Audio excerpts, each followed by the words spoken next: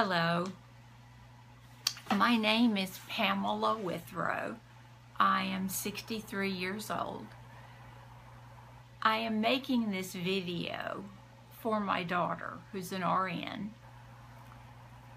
and she thought maybe I could help nurses and even other hospital employees understand what it's like from a patient point of view. I, at age 32, was in a terrible car accident. A woman ran a red light down in Miami when we lived there. I was in a little Fiat convertible, and she was in a 280Z, and she decided she would beat the traffic, but she didn't. And she spun my car around, they said 6 or 8 times, I don't know. Long story short, as a result of that, I have been in pain every day of my life since that day in May of 1983. As years have passed, I have had more and more surgeries on my spine, my neck, both shoulders, rib biopsies. It's just been crazy. And I developed scoliosis in 2009 because I had had so many spinal surgeries, laminectomies, fusions.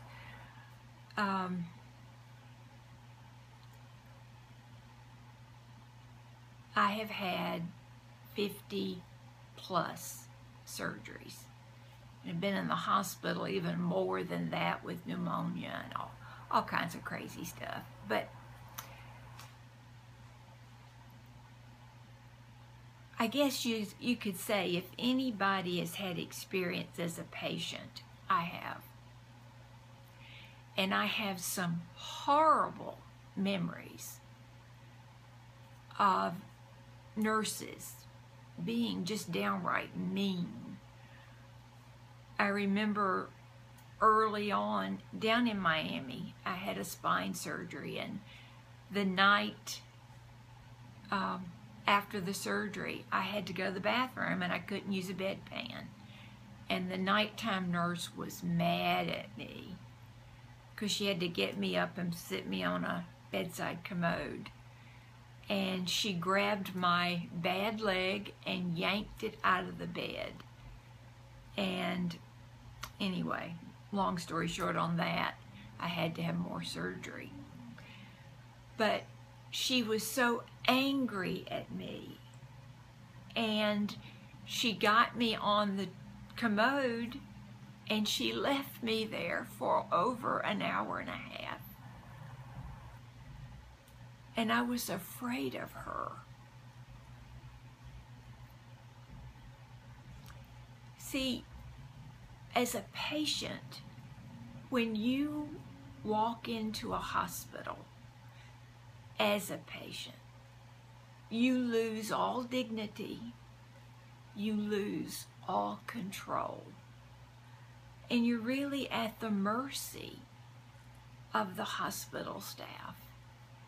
And if they don't act like they want to be bothered by you or even care, it makes you feel like a little kid who's been sent to the principal's office or accused of stealing when you didn't do anything wrong. But you're helpless. And especially for me, who most of the times I was in the hospital, I was either getting ready to have surgery or I had just had surgery. And I was helpless.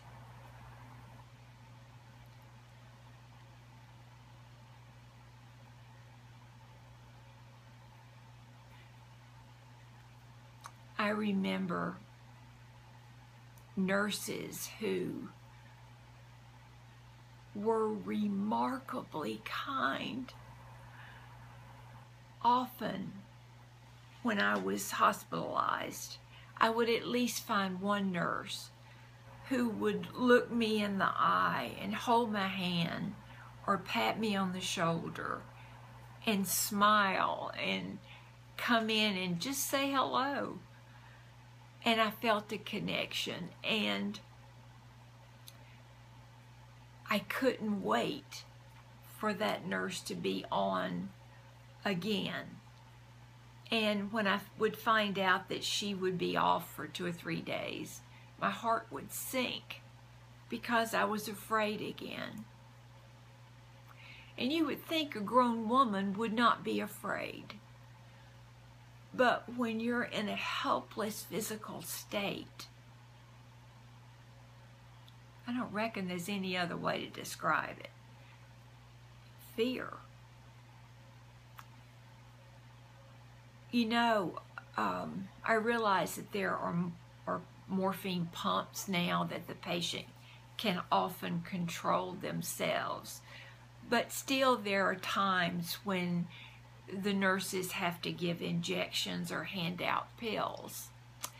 And this has always been a confusion for me, because when you're in pain and you're lying in a hospital bed or even sitting in a chair, and you're not home where you can get up and distract yourself, pain is intensified.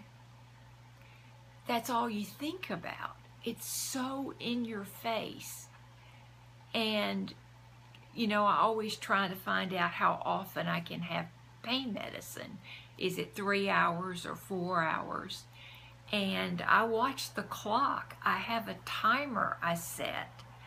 And if I call the nurse early to give her time to get the medicine to me in 3 hours, they'll say, oh, it's too early. And if I call right at 3 hours, then chances are my nurse is busy, because you nurses are busy. You do so much for so many. And I've had lots of instances when the medication has run out on the floor and you have to call down to the pharmacy, and then that could take another hour. So by the time I get the pain medicine, I'm in tears. And then I'm ashamed because I'm a grown woman crying. It's a real dilemma. You see what I'm saying? Loss of control.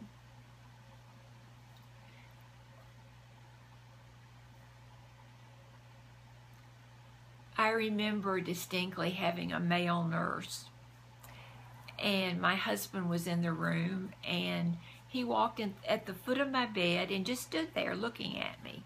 And I wasn't feeling good, so I wasn't paying attention. But my husband remarked to him that he hadn't said anything.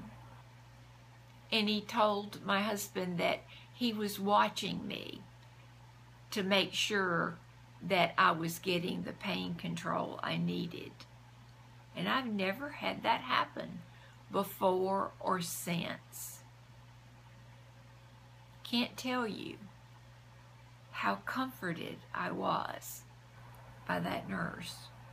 It meant everything that he cared.